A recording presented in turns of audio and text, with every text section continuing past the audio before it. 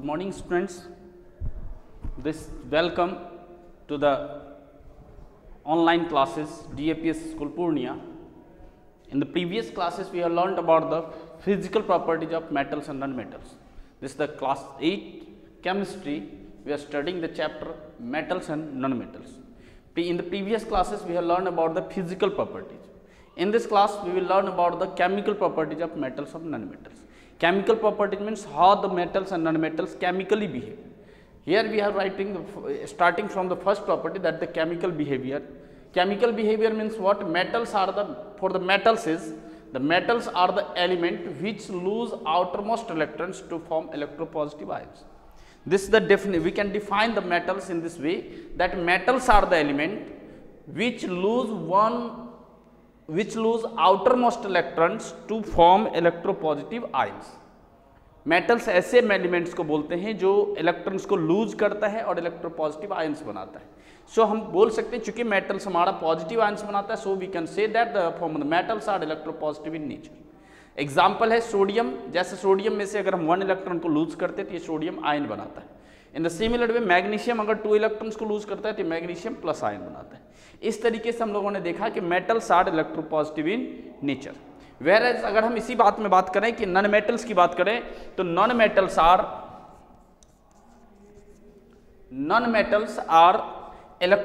The element which lose के एक जगह पर हम करेंगे gain, which gain electrons to form electronegative ions. Non metals are the elements which gain electrons. Metals जहां इलेक्ट्रॉन्स को लूज करते हैं, वहीं जो नॉन मेटल्स होते हैं वो इलेक्ट्रॉन को गेन करते हैं. तो non metals are the elements which gain electrons to form electronegative ions. Metals electropositive ions बनाते हैं, जहां की नॉन मेटल्स हमारा इलेक्ट्रोनेगेटिव आयंस बनाता है.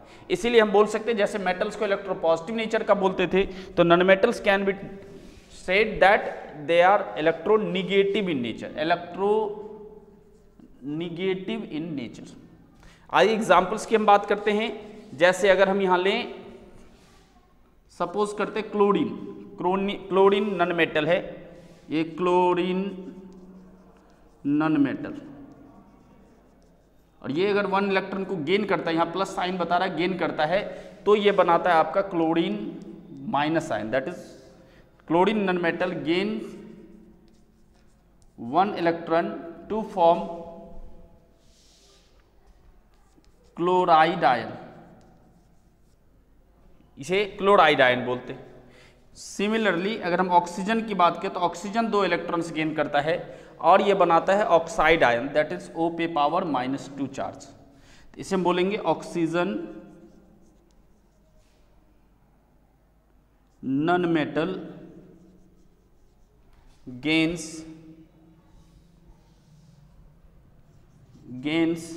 2 electrons to form oxide ion.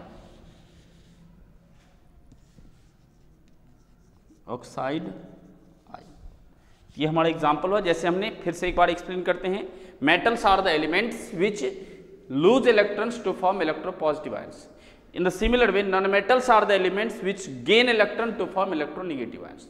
तो मेटल्स इलेक्ट्रॉन, याद रखने वाली बात है, मेटल्स इलेक्ट्रॉन को लूज करते हैं, नॉन मेटल्स इलेक्ट्रॉन को गेन करते हैं.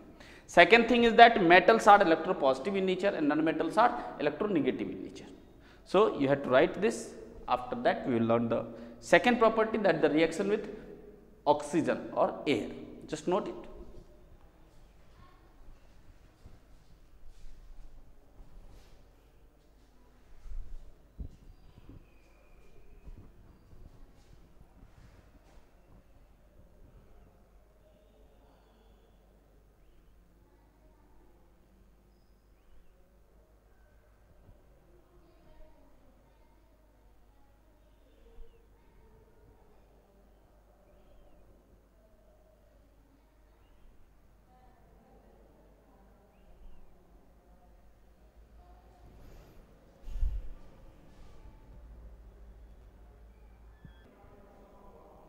Welcome students. This is the second properties of chemical properties of metals and non-metals. This is the reaction with air, that is oxygen. In this way we know that air is present everywhere. So we not need to combine with air, it happens naturally in the nature, it occurs naturally. Metals react with oxygen present in air. Metals और non metals खास बात ये है कि metals और non metals दोनों ही react करते हैं, हमारे मेटल्स भी रिएक्ट करते हैं ऑक्सीजन से, एयर से, और नॉन मेटल्स भी रिएक्ट करते हैं। तो लेकिन दोनों में खास डिफरेंसेस रह जाता है कि मेटल्स रिएक्ट विथ ऑक्सीजन से जब रिएक्शन करते हैं तो वो भी ऑक्साइड बनाते हैं जिसको मेटेलिक ऑक्साइड्स बोला जाता है, और अगर नॉन मेटल रिएक्शन कर ले ऑक्सीजन से तो वो नॉन मेटेलिक ऑक्साइड बनाता है। पहली चीज़ें ये याद रखनी है। दूसरी बात याद रखनी है कि मेटेलिक ऑक्साइड्स जो होते हैं वो बेसिक नेचर के होते हैं। बेसिक नेचर इसलिए क्योंकि जब आप उस ऑक्साइड्स को, मेटल के ऑक्साइड्स को जब आप वाटर में मिक्स करते हैं then they form a basic solution, और इस सॉल्यूशन को टेस्ट करने के लिए आप कर सकते हैं कि जब आप उसको रेड लिटमस में डालते हैं तो वो रेड से ब्लू हो जाता है। So we can see that metallic oxides are basic in nature, as on dissolving in water they form a basic solution and turn red litmus to blue. जैसा एग्जाम्पल यहाँ दिया हुआ है, जैसे सोडियम एक मेटल है, सोडियम और potassium दो ऐसे मेटल्स होते हैं जो room temperature without external heat के, क्योंकि हम लोग जानते हैं केमिकल रिएक्टिविटी हर एक मेटल्स की सबसे ज़्यादा होती है, तो मेटल्स की एक रिएक्टिविटी सीरीज है जिसमें सोडियम और पोटासियम सबसे टॉप पर आता है। दैट मीन्स कि they are most reactive metals. So sodium और पोटासियम चूंकि बहुत ज़्यादा ही रिएक्टिव होते हैं इसलिए at room temperature means we don't need to heat it, ये बिना हीट किए हुए एटम रूम टेम्परेचर पर ही रिएक्शन करता है और सोडियम से रिएक्शन करके सोडियम ऑक्साइड और पोटासियम ऑक्साइड बनाता है, और ये यूजुअली बोले तो जल जाता है। नेक्स्ट है मैग्नीशियम। मैग्नीशियम को हमें हीट करने की जरूरत होती है। जब आप हीट करते हैं तो मैग्नीशियम एक रिबन के फॉर्म में अवेलेबल होता है। मैग्नीशियम को जब आप हीट करते हैं एयर के प्रेजेंस में तब जाकर के ये बर्न कर जाता है और मैग्नीशियम ऑक्साइड बनाता है जो कि व्हाइट कलर के पाउडर के फॉर्म में होता है। दूसरा हमारा होता है एल्यूमिनियम मेटल्स की बात करते हैं। एल्यूमिनियम मेटल्स भी हमारा ऑक्सीजन से रिएक्शन करता है, जिंक मेटल भी रिएक्शन करता है, लेकिन एल्यूमिनियम और जिंक मेटल जो है वो लार्ज अमाउंट में हीट करने पर, दैट मीन्स कि एक्सेस हीटिंग करने पर तब जाकर के रिएक्शन करते हैं और तब जाकर के बनाता है जिंक ऑक्साइड और पर्टिकुलरली एल्यूमिनियम के oxides.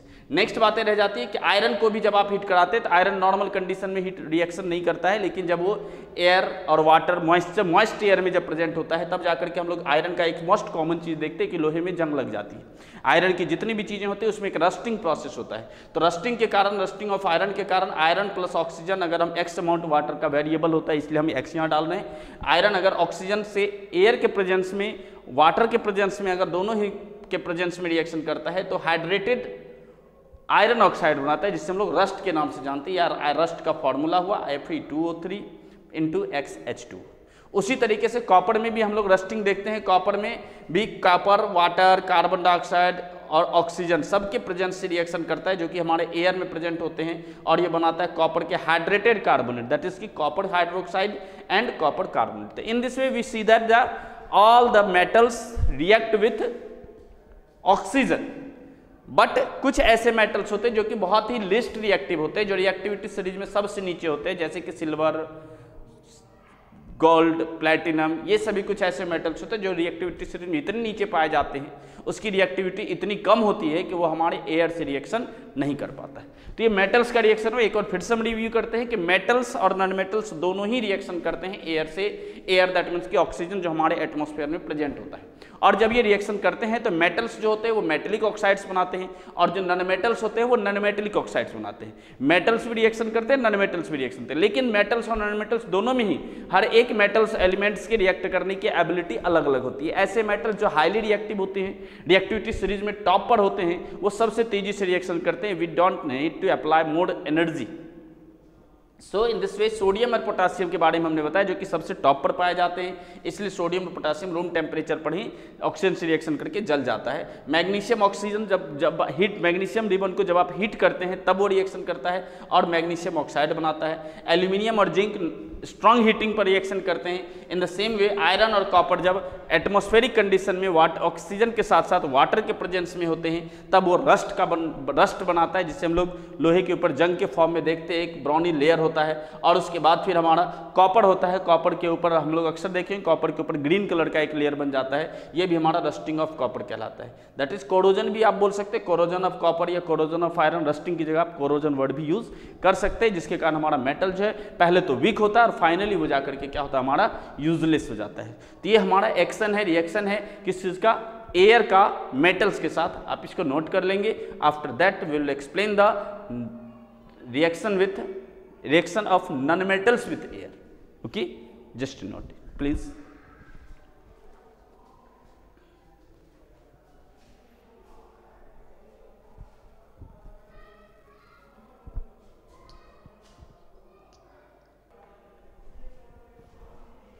Welcome students. Now we will study the reaction of air with non-metals. Earlier we have studied the reaction of air with metals. In this video, and now we will learn about the reaction of air with non-metals. So non-metals react with oxygen present in air. जितने भी non-metals होते हैं वो भी metals की तरह ही air से reaction करते हैं. डिफरेंस कुछ होता है to form non metallic oxides. Metal के जो ऑक्साइड्स होते हैं उसे हमने मेटेलिक ऑक्साइड्स का नाम दिया था. जो नॉन मेटल के ऑक्साइड्स होंगे हम उसे नॉन मेटेलिक ऑक्साइड्स बोलते हैं. Non metallic oxides are acidic in nature. हमने पढ़ा मेटल्स के ऑक्साइड बेस बनाते हैं इसलिए वो बेसिक नेचर के होते हैं, और जो नॉन मेटल्स के ऑक्साइड्स होते हैं वो एसिड बनाते हैं इसलिए वो एसिडिक नेचर के होते हैं. जैसे ही आप उसको वाटर से ऐड करेंगे वो एसिडिक सॉल्यूशन बनाता है और वो टर्न करता है ब्लू लिटमस को रेड कर देता है. सिंपल सा एग्जाम्पल है कार्बन सल्फर. इन दो को जब हम बर्न करते हैं, जलाते हैं कार्बन को, तो वहाँ पे कार्बन डाइऑक्साइड और sulphur dioxide gas respectively produce होता है. इस कार्बन डाइऑक्साइड गैस को जब आप वाटर में मिलाते हैं तो कार्बोनिक एसिड बनता है. सल्फर डाइऑक्साइड को जब आप वाटर से मिलाते, वाटर में डिसॉल्व करते हैं तो सल्फ्यूरस एसिड बनता है. This completes the reaction of metals and non metals with air. Now we will learn the third properties, that the reaction of with water. Air not water. Reaction with water.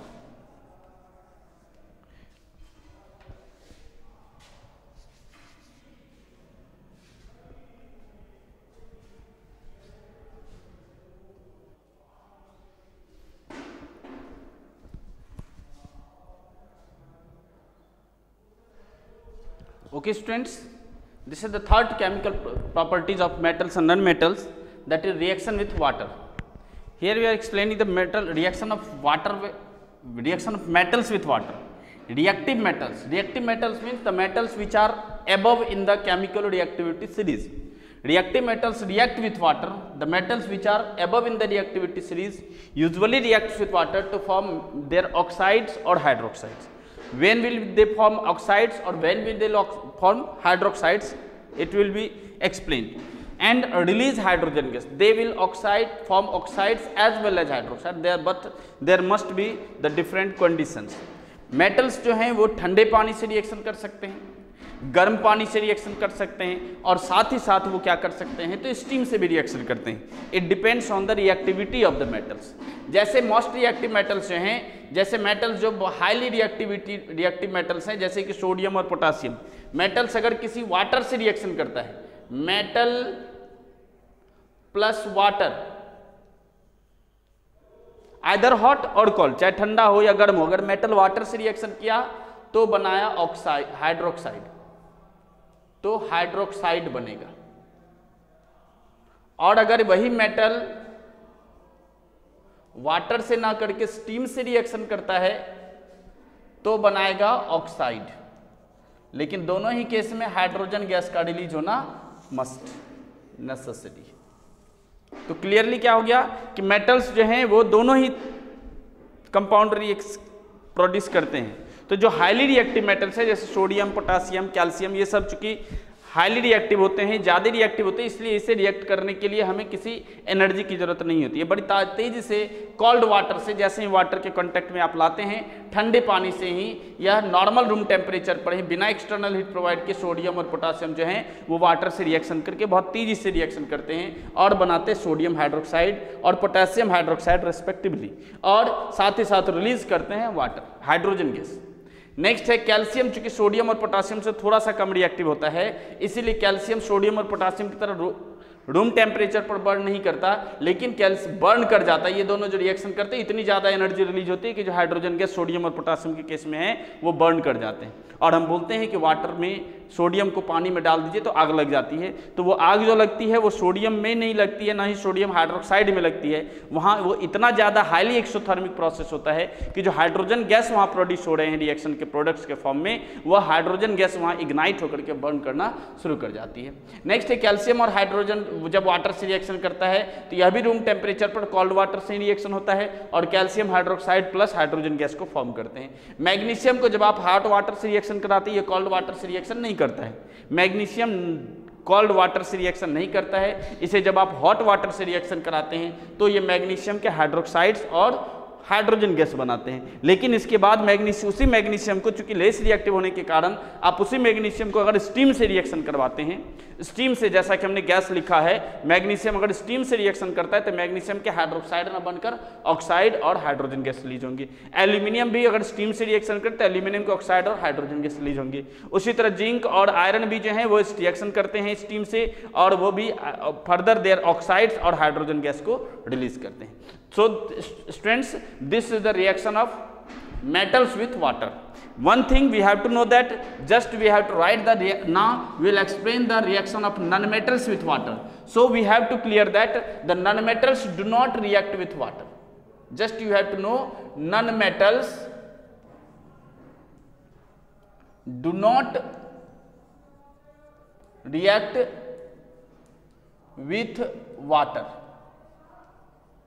Okay, whereas in the metals also, the metals which are very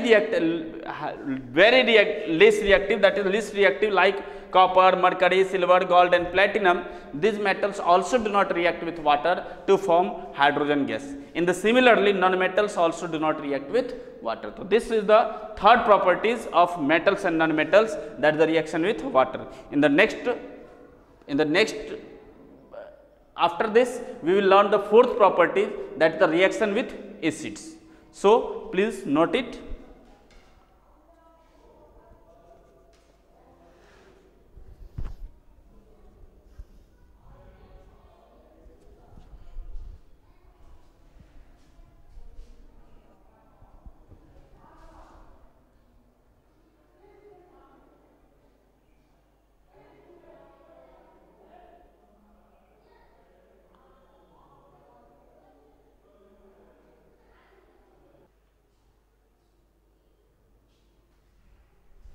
Okay students, this is the chemical properties number 4.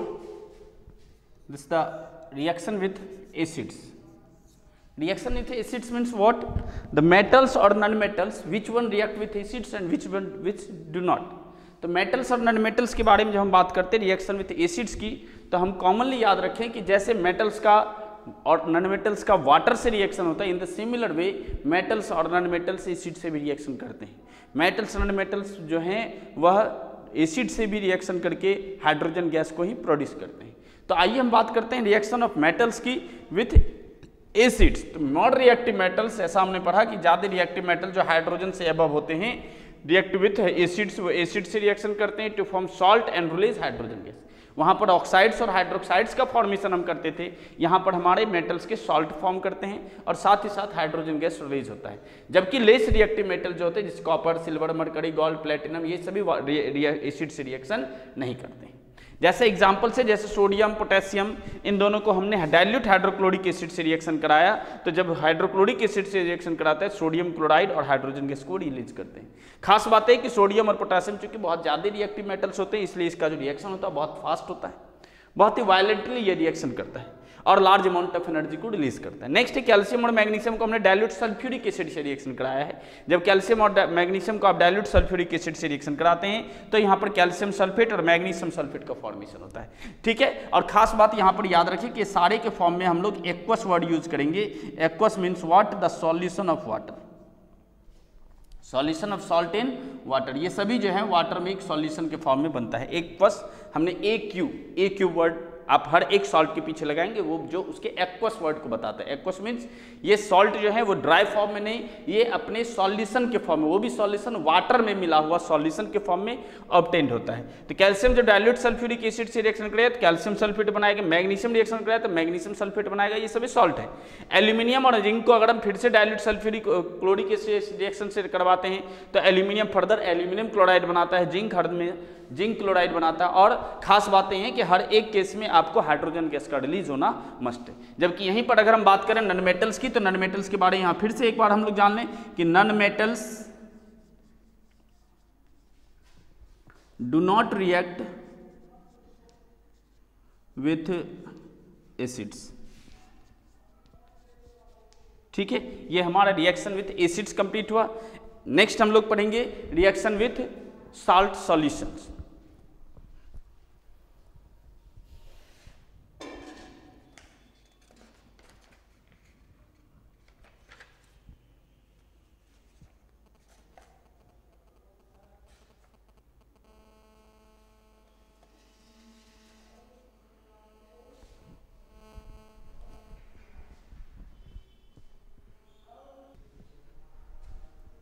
Okay students, this is the next properties that the reaction with salt solutions.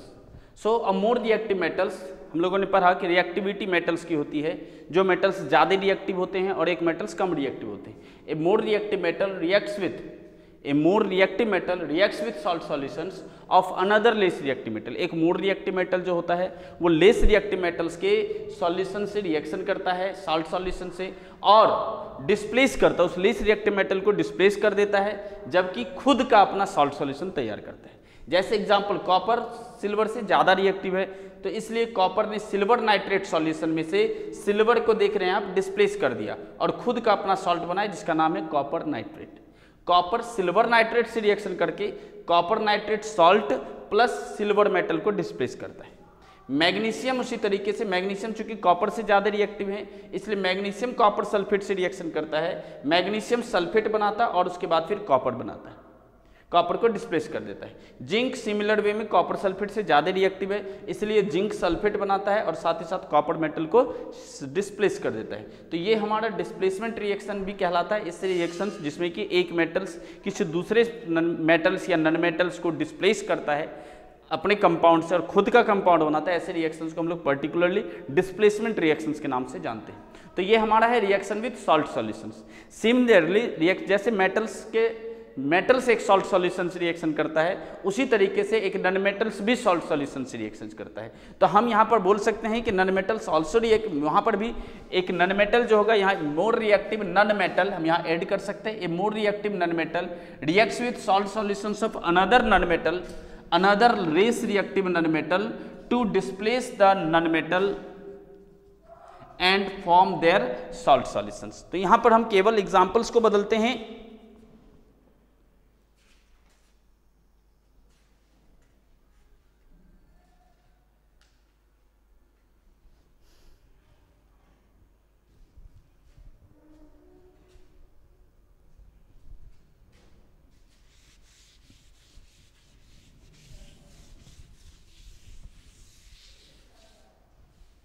जैसे अगर हम example लेते हैं कि हमने बात किया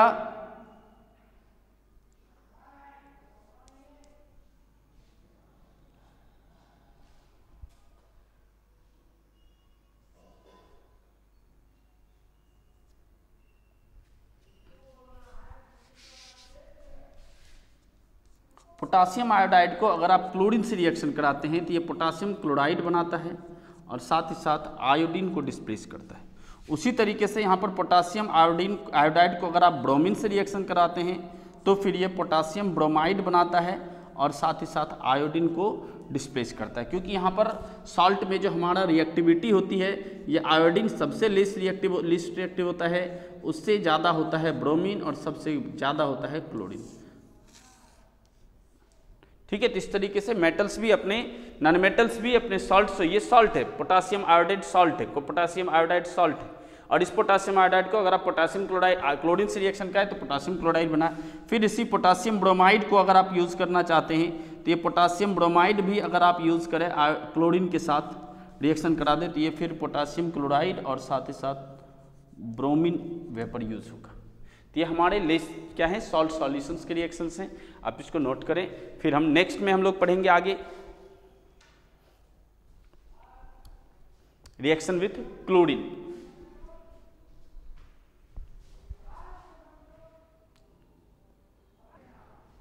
Students, this is the next property that is the reaction with chlorine. Metals react with chlorine. Metals और नॉन मेटल्स दोनों ही क्लोरीन से रिएक्शन करते हैं. मेटल्स जब क्लोरीन से रिएक्शन करते हैं तो आयनिक क्लोराइड बनता है. नॉन मेटल जब क्लोरीन से रिएक्शन करते हैं तो कोवलेंट क्लोराइड बनता है. आयनिक और कोवलेंट क्लोराइड का मीनिंग है कि यहाँ पर ये आयन्स कंटेन करते हैं. दैट मीन्स कि ये आगे हम लोग पढ़ेंगे कि इलेक्ट्रॉन्स के ट्रांसफर से फॉर्म करते हैं. इसमें आयनिक बॉन्ड होता है और यहाँ पर कोवलेंट बॉन्ड होता है जो इलेक्ट्रॉन्स के शेयरिंग से फॉर्म करते हैं.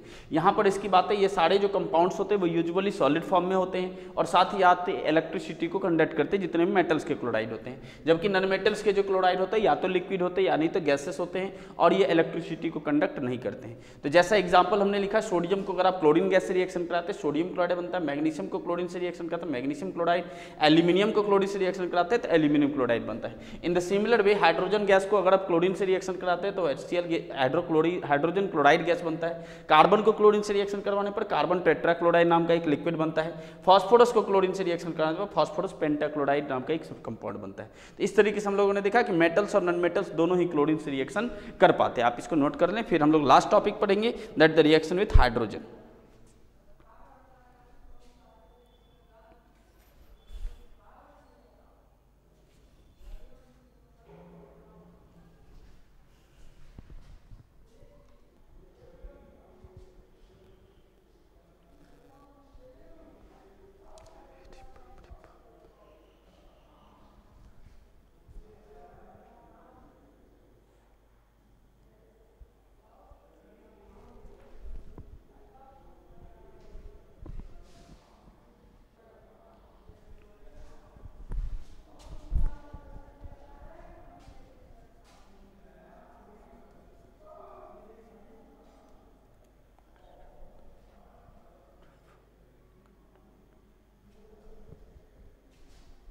Okay students, this is the reaction with hydrogen.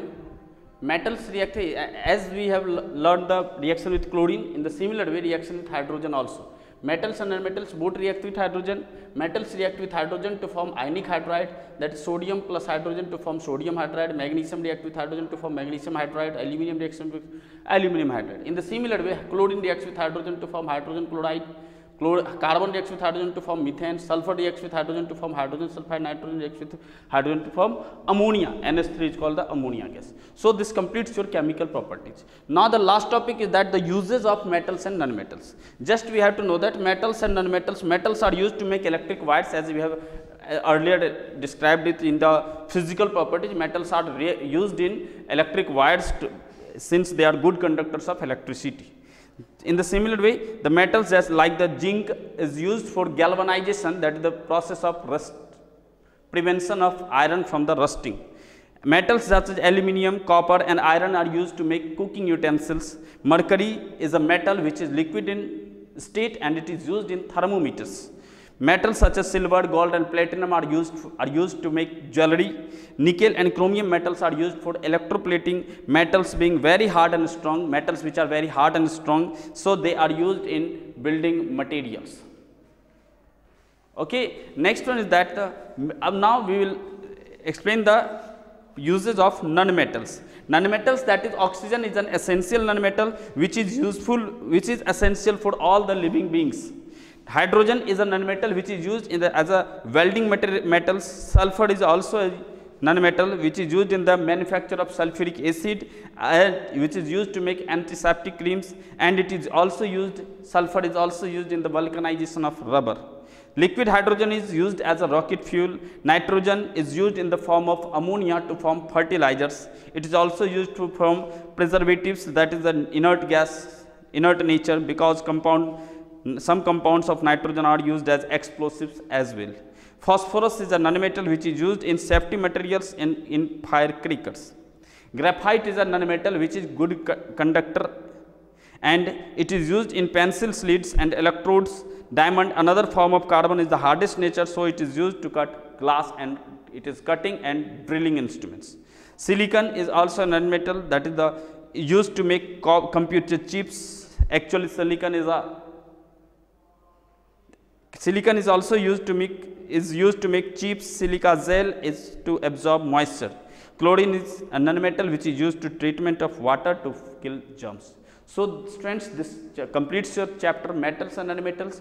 You have to view the videos properly, and after that you have to solve the questions. If you have any queries, you have to ask. So bye and good day. Welcome students, good morning. This is the online classes residential EAPS school. We are in standard 8 class and we are going to study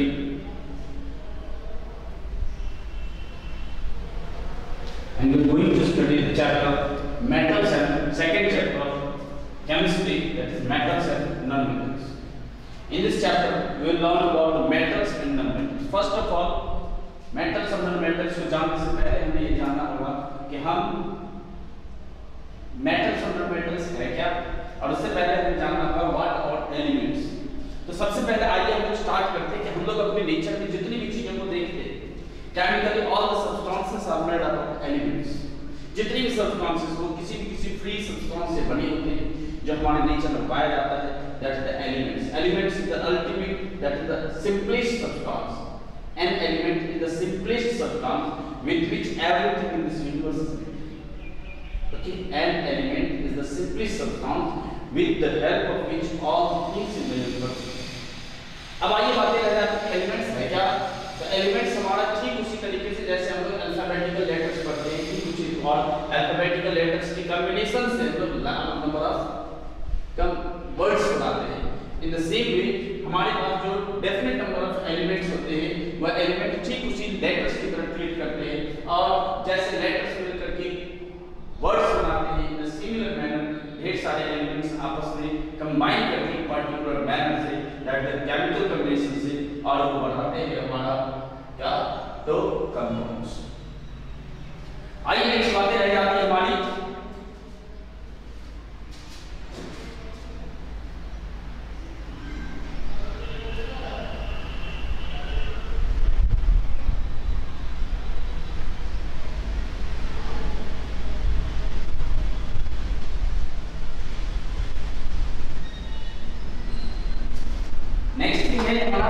कि अब हम बात करते हैं कि जितने भी elements हैं हमारे पास अभी वेल नोन लगभग 118 एलिमेंट्स नॉन 118 एलिमेंट्स में हमारे पास जितने भी एलिमेंट्स हैं this chapter the classification of elements, हमारे पास जितने भी एलिमेंट्स हैं हम उसे तीन क्लास में बांटते हैं, either they are the metals और नॉन मेटल्स और मेटल्स। तो पर्टिकुलरली हम लोग बात करते हैं यहां पे मेनी मेटल्स और नॉन मेटल्स की, most of the metals are classified into either metals और नॉन मेटल्स। लेकिन कुछ ऐसे एलिमेंट्स हैं, ओनली 5 to 7 एलिमेंट्स अप्रॉक्स ऐसे हैं जो कि कुछ मेटल्स की कैटेगरीज को भी फॉलो करते हैं, दैट मींस कि they have some properties like metals and so they show some properties of non metals. So such elements which have both the properties which have properties of metals and non-metals both are called the metals. So we are discussing here the properties of metals and non-metals. In this content, in this topic, in this video, we will learn about only the physical properties of metals. Only the physical properties of metals. Let us start the metals and non-metals physical properties. I have made this chart which will help you to learn more and more ideas about the metals and non-metals, as well as to study the properties on the which basis we are discussed the classified the metals and non-metals. So first of all, we are explaining here the physical property, that is strength.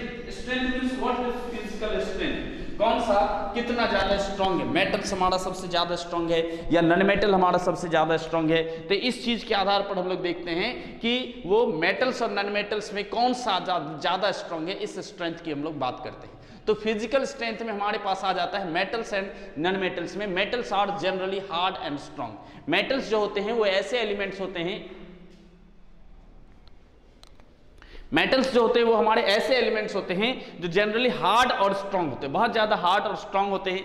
लेकिन सब exceptions हैं इसके, जैसे कि हमारे पास sodium और potassium, lithium, ये सब कुछ ऐसे मेटल्स हैं जो कि बहुत ज़्यादा हार्ड ना होकर के ये सॉफ्ट मेटल्स में काउंट होते हैं। वहीं हमारे नॉन मेटल्स की जब बात करते हैं तो non metals are not hard and strong. Non metals हमारे हार्ड और स्ट्रांग नहीं होते, लेकिन वहाँ भी हमारे पास एक exception, that is the diamond which is the strongest and hardest substance in the nature.